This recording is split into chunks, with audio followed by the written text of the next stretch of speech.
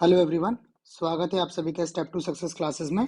Daily current affair series में आज के वीडियो में हम लोग 10 से 12 नवंबर का करंट, 3 दिन का करंट एक साथ डिस्कस कर रहे हैं। स्टार्ट करते हैं अपने आज के पहले क्वेश्चन से।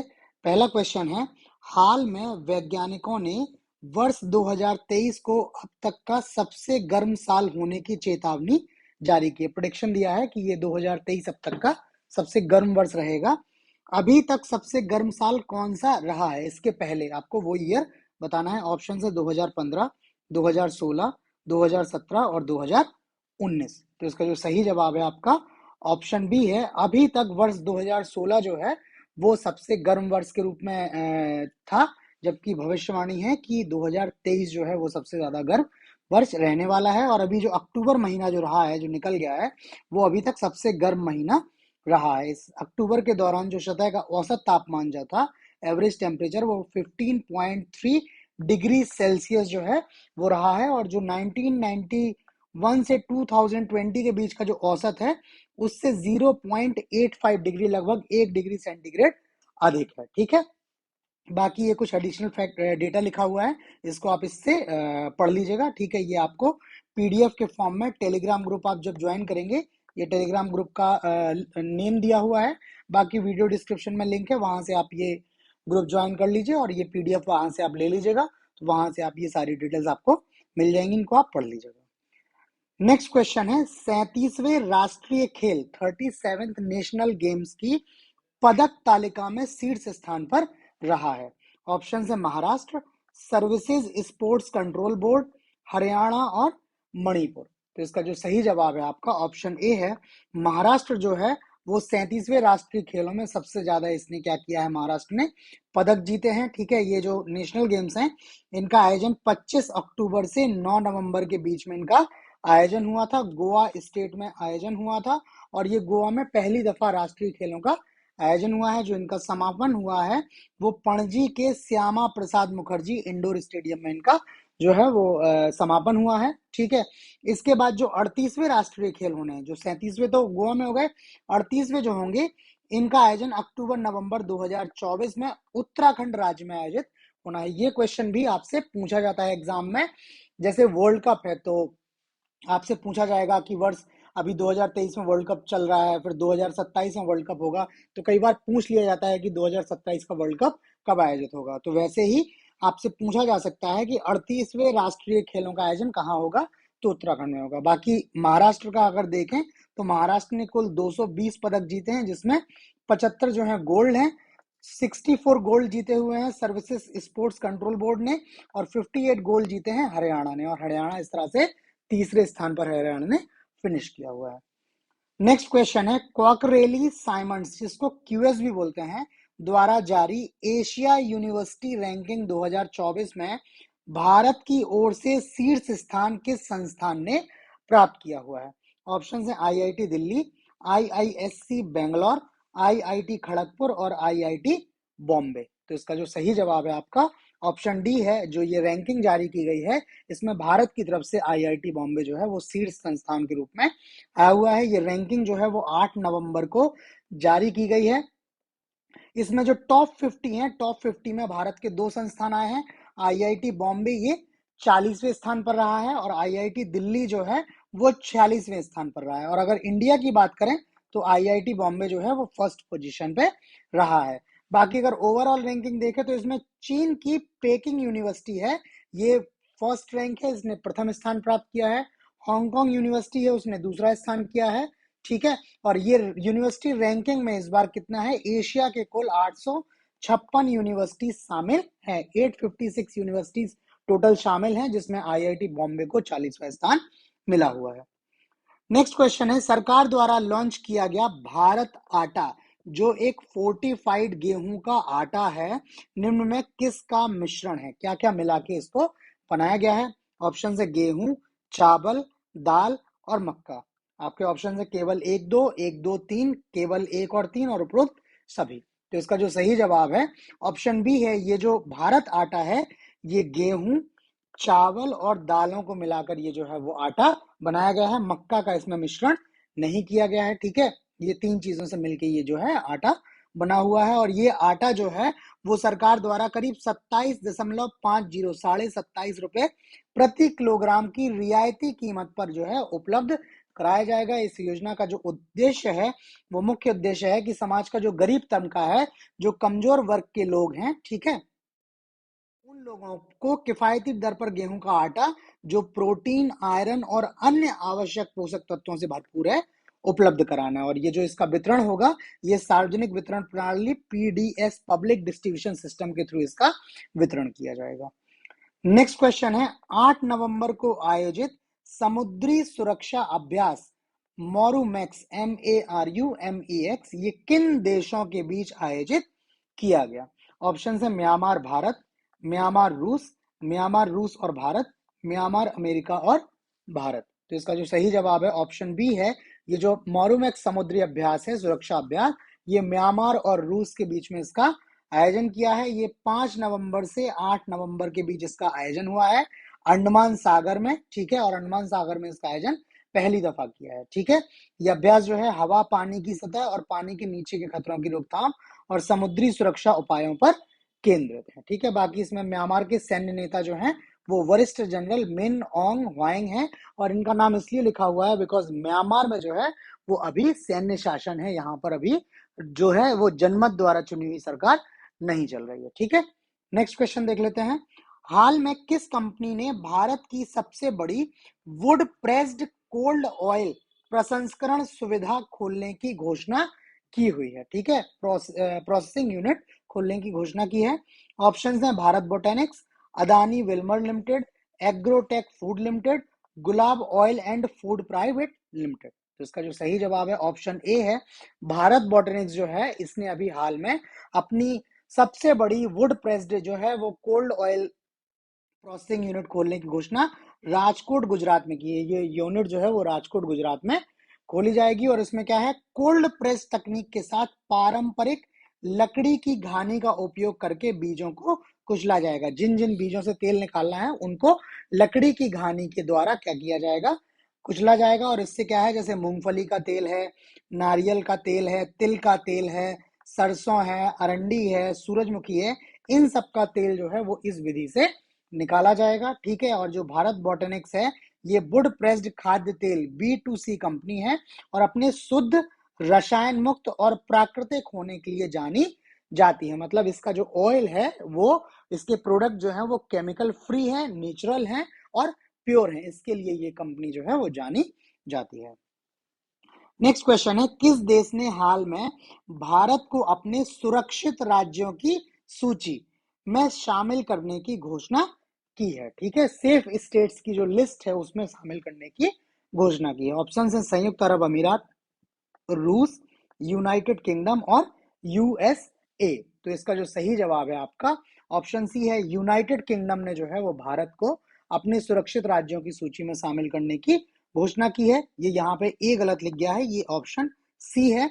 और इसने भारत के साथ साथ जॉर्जिया को भी अपनी सुरक्षित राज्यों की सूची में शामिल करने का फैसला किया है। तो भारत और जॉर्जिया दोनों हो गए हैं। इससे क्या होगा कि भारत को इस लिस्ट में जब शामिल कर लिया ब्रिटेन ने, तो ये वैसे देश हैं जिनको यूनाइटेड किंगडम या ब्रिटेन की सरकार जो है वो सुरक्षित, स्थिर और व्यापक मानवाधिकार हनन से मुक्त देश मानती है। मतलब उनका मानना है कि ये देश जो है वो वहां के नागरिकों के लिए सुरक्षित है, स्टेबल है, और वहां पर उनके नागरिकों का कोई जो है मानवाधिकारों का हनन नहीं हो रहा है, जिस वजह से वो लोग क्या होंगे, उस देश से गए लोग जो होंगे वो शरणार्थी नहीं माने जाएंगे, ठीक है। ब्रिटेन में वो शरणार्थी नहीं माने जाएंगे, और जब शरणार्थी नहीं माने जाएंगे तो उनको अवैध अप्रवासी माना जाएगा, और ऐसे लोगों को ब्रिटेन सरकार हिरासत में भी ले सकती है और उनका शीघ्र वापसी का आदेश भी दे सकती है। वैसे जो है, जो असुरक्षित देश है वहां से कोई अगर आपके देश में शरण लेने को पहुंचता है तो वहां पर जो अंतरराष्ट्रीय कानून है उनके तहत आप उनको ना तो हिरासत में ले सकते हैं, ना उनको वापसी का आदेश दे सकते हैं। लेकिन अगर यूके जो है ऐसे देशों को सुरक्षित मान रही है, सुरक्षित मान रही है, उनके मानवाधिकार के हनन से मुक्त मान रही है, तो फिर वैसे लोगों को वो जो है हिरासत में ले सकता है और उनको शीघ्र वापसी का आदेश भी दे सकता है। तो इससे समहाउ फायदा जो है वो ब्रिटेन सरकार को ही होने वाला है, ठीक है। क्योंकि अगर भारत से इस तरह से कोई जाता है या जॉर्जिया से इस तरह से कोई जाता है तो ब्रिटेन क्या करेगा, उनको तुरंत से डिपोर्ट कर सकता है, ठीक है, वापस भेज सकता है, ठीक है। इस कदम से भारत से अवैध रूप से ब्रिटेन की यात्रा करने वाले लोगों की वापसी की प्रक्रिया क्या हो जाएगी, तेज हो जाएगी, ठीक है। तो ये समहाउ जो है वो यूके के लिए बेनिफिशियल है, ठीक है। नेक्स्ट क्वेश्चन है, भारतीय कृषि अनुसंधान संस्थान AIRI, ठीक है, ने हाल में पूसा 2090 नाम से किस खाद्य उपज की नई किस्म विकसित की है, ठीक है। ऑप्शन है गेहूं, मसूर, बाजरा और धान। तो इसका जो सही जवाब है ऑप्शन डी है। ये धान की नई किस्म विकसित की है गई है पूसा 2090 के नाम से। और ये विकसित करने का जो लक्ष्य है वो है पराली जलाने की समस्या से निपटने के लिए, ठीक है। आप लोग देखते हैं दिल्ली में अधिकांशतः जो है इस समय पे बहुत ज्यादा प्रदूषण होता है दिल्ली एनसीआर क्षेत्र में। और समहाउ जो पराली है वो पराली क्या है, इसमें इसको मतलब माना जाता है कि इसको सप्लीमेंट करती है, ठीक है। तो इस समस्या से निपटने के लिए इसको विकसित किया है। इस समस्या से निपटेंगे कैसे, निपटेंगे ऐसे कि इस किस्म का जो धान होगा उसमें पकने का समय जो है केवल 120 से 125 दिन का है। मतलब लगभग 3 महीने में ये फसल पक जाएगी। जब तक अभी तक जो पूसा 44 यूज होता है उसका परिपक्व होने का समय जो है वो 155 से 160 दिन का है, ठीक है। मतलब जो है ये सॉरी यहाँ पे जो है 4 महीने का टाइम है और ये कितना है, ये 5 महीने का टाइम है। मतलब 1 महीने का समय इसमें अधिक लगता है। जिससे क्या हो जाएगा, जब ये वाली फसल पैदा करने लगेंगे तो किसानों को अगली फसल के लिए अपने खेत तैयार करने के लिए लगभग 30 दिन का ज्यादा समय मिल जाएगा। क्योंकि अभी क्या होता है, आमतौर में जून में इसकी क्या होती है, बुआई होती है धान में, और कटाई अक्टूबर के अंत में होती है, और फिर दोबारा से जो है नवंबर से नई फसल बोई जाती है। तो अगली फसल बोने के लिए इनको बहुत कम टाइम मिलता है, जिस वजह से ये लोग क्या करते हैं, उसको खेतों में ही जो है अवशिष्ट को आग लगा देते हैं, जला देते हैं। लेकिन अगर इस किस्म को यूज करेंगे तो इनको करीब गेहूं की फसल के लिए अपने खेतों को तैयार करने में 30 दिन का अतिरिक्त समय मिलेगा, ठीक है। तो ये अच्छी तरह से इसका निपटान कर सकते हैं। तो इस समस्या से निपटने के लिए करीब ये जो है नई किस्म धान की विकसित की गई है। ये क्वेश्चन इंपॉर्टेंट इसलिए है बिकॉज इस तरह के क्वेश्चन जो है वो लगातार परीक्षा में पूछे जाते हैं। कृषि जो है, कृषि जो है वो परीक्षाओं में काफी ज्यादा क्वेश्चंस लेके आता है कृषि वाले टॉपिक से। तो ये क्वेश्चन आपका वहां के लिए इंपॉर्टेंट हो जाएगा। नेक्स्ट क्वेश्चन है, हाल में किस राज्य सरकार द्वारा महिलाओं के लिए शहरी स्थानीय निकाय अर्बन लोकल बॉडीज ULB में 33% सीटें आरक्षित करने के लिए एक विधेयक पारित किया है? ऑप्शन है मणिपुर, मिजोरम, नागालैंड और आसाम। तो इसका जो सही जवाब है ऑप्शन सी है। ये नागालैंड सरकार द्वारा हाल में ऐसा विधेयक जो है वो पारित किया है जिसमें अर्बन लोकल बॉडीज में महिलाओं को 33% का आरक्षण प्रस्तावित किया गया है। बाकी आप लोग जब कॉन्स्टिट्यूशन पढ़ते हैं उसमें लोकल बॉडीज पढ़ते हैं तो एक आर्टिकल पढ़ेंगे आप 243T, उसमें कहा गया है कि जो अर्बन लोकल बॉडीज हैं उसमें क्या है, सीटों के लिए आरक्षण, सीटों का आरक्षण किया जाएगा। और सीटों का आरक्षण क्या है, 3 लोगों के लिए, SCs के लिए है, STs के लिए है और महिलाओं के लिए है, ठीक है। तो उसमें कहा गया है कि महिलाओं के लिए 1/3 आरक्षण किया जाएगा, ठीक है। इस तरह से जो है वो आरक्षण की बात जो है भारतीय संविधान में की गई है। नेक्स्ट क्वेश्चन है, CFDA फैशन आइकन पुरस्कार प्राप्त करने वाली पहली एथलीट है, ठीक है। ऑप्शन है Serena Williams, PV Sandhu, Shelly and Fraser Pryce और एम्मा राडिकानु, ठीक है। तो इसका जो सही जवाब है ऑप्शन ए है। सेरेना विलियम्स जो है वो यह पुरस्कार प्राप्त करने वाली पहली एथलीट है, ठीक है। इनको ये पुरस्कार 6 नवंबर 2023 को क्या है, जो है इनको पुरस्कार दिया गया है, ठीक है। ये पुरस्कार जो है CFDA द्वारा दिया जाता है। इसका नाम है council of fashion designers of America. इसकी स्थापना 1962 में हुई थी। और सेरेना विलियम्स जो है, ये वैसे तो आप सभी लोग जानते हैं कि ये टेनिस की बहुत प्रतिभाशाली खिलाड़ी हैं, ठीक है। इन्होंने बहुत से ग्रैंड स्लैम जीते हुए हैं। इसके साथ ही इन्होंने क्या है, ये फैशन के प्रति अपने जुनून को भी इन्होंने आगे बढ़ाया और 2019 में इन्होंने अपना खुद का एक कपड़ों का ब्रांड बनाया था SY सेरेना, ठीक है। तो इन्हीं सब कामों को देखते हुए इनको ये पुरस्कार जो है वो दिया गया है और यह पुरस्कार प्राप्त करने वाली ये पहली एथलीट है। अदरवाइज अभी तक जो है वो जो हॉलीवुड सेलिब्रिटीज थी यूजुअली उनको ही ये पुरस्कार जो है वो मिलता था। नेक्स्ट क्वेश्चन है, हाल में किस राज्य सरकार ने जातिगत आरक्षण को 50% से बढ़ाकर 65% करने के लिए एक विधेयक पारित किया है। ऑप्शन है तेलंगाना, आंध्र प्रदेश, बिहार और छत्तीसगढ़। तो इसका जो सही जवाब है ऑप्शन सी है।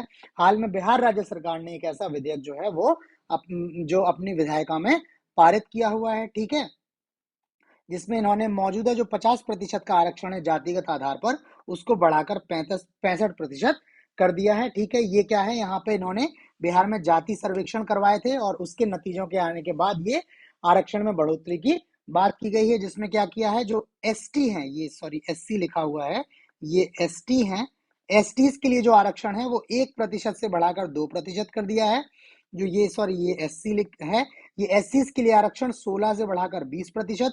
ईबीसी, ठीक है, जो अति पिछड़े हैं, एक्सट्रीमली बैकवर्ड क्लास जो है, उसके लिए रिजर्वेशन को 18% से बढ़ाकर 25%, और ओबीसी जो अदर बैकवर्ड क्लासेस हैं, उनके लिए आरक्षण 12% से बढ़ाकर 15% कर दिया गया है। तो ऐसे आरक्षण बढ़ाया हुआ है, प्लस 10% जो ईडब्ल्यूएस इकोनॉमिकली वीकर सेक्शन जो है, उसका 10% कोटा यहाँ पे अभी ऑलरेडी है। तो 65% ये, 10% ये, तो बिहार में टोटल 75% जो है वो आरक्षण हो जाएगा, ठीक है।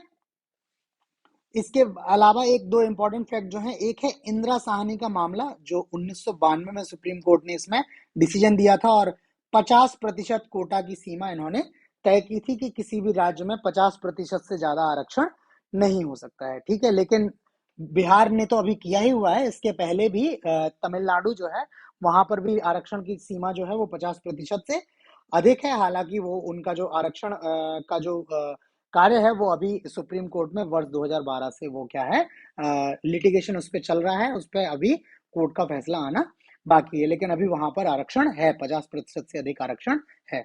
दूसरा इंपॉर्टेंट फैक्ट है, मंडल कमीशन जो है, वो मंडल कमीशन आया हुआ था, उसने बात की थी ओबीसी को रिजर्वेशन देने की, और उसकी सिफारिशों के बाद ओबीसी को 27% आरक्षण दिया है सेंटर में, ठीक है, केंद्र में, बाकी राज्यों में भी दिया हुआ है। और जो संविधान का 103वां संविधान संशोधन अधिनियम है, उसने 2019 में क्या है, आर्थिक रूप से कमजोर व्यक्तियों वर्गों के लिए, ईडब्ल्यूएस के लिए 10% आरक्षण की अनुमति दी थी। तो ये 3 आपके लिए एडिशनल फैक्ट हो गए हैं। नेक्स्ट क्वेश्चन है, उत्तरी बंगाल की खाड़ी में आयोजित युद्ध अभ्यास बोंगो सागर भारत का किस देश के साथ द्विपक्षीय युद्ध अभ्यास है? ऑप्शन है श्रीलंका, मालदीव, बांग्लादेश और म्यांमार। तो इसका जो सही जवाब है आपका ऑप्शन सी है, ये भारत और बांग्लादेश के बीच आयोजित हुआ है बोंगो सागर, ठीक है, द्विपक्षीय अभ्यास है। ये इस अभ्यास का चौथा संस्करण है और इसका आयोजन 7 से 9 नवंबर 2023 तक उत्तरी बंगाल की खाड़ी में इसका जो है आयोजन हुआ है। इसके साथ ही दोनों देशों की नौसेनाओं ने कोऑर्डिनेटेड पेट्रोल, जिसको कॉर्पेट के नाम से भी जाना जाता है, इसके 5वें संस्करण का भी आयोजन किया है। तो बांग्लादेश और भारत के 2 अभ्यास आपको मिल गए यहाँ से, एक कॉर्पेट और एक बोंग सागर। ये कभी कभी नाम से भी पूछा जा सकता है, कभी कभी ये हो सकता है कि आपको युद्ध अभ्यासों के नाम दे दिए जाएं और 4 देशों के नाम दे दिए जाएं, आपको मिलाने के लिए क्वेश्चन आ जाए, तो इस तरह का क्वेश्चन भी आपको मिल सकता है, ठीक है। तो बाकी जो डिटेल है वो मैंने आपको बताया, ये टेलीग्राम ग्रुप का जो है यूजर नेम दिया हुआ है, वीडियो डिस्क्रिप्शन में भी टेलीग्राम का लिंक है, वहां से आप टेलीग्राम ग्रुप हमारा ज्वाइन करके ये पीडीएफ वहां से ले लीजिएगा, वो time to time PDF update होती रहती हैं, ठीक है, तो आप वहां से ले लीजिएगा, वहां ये आपको सारी डिटेल मिल जाएंगी।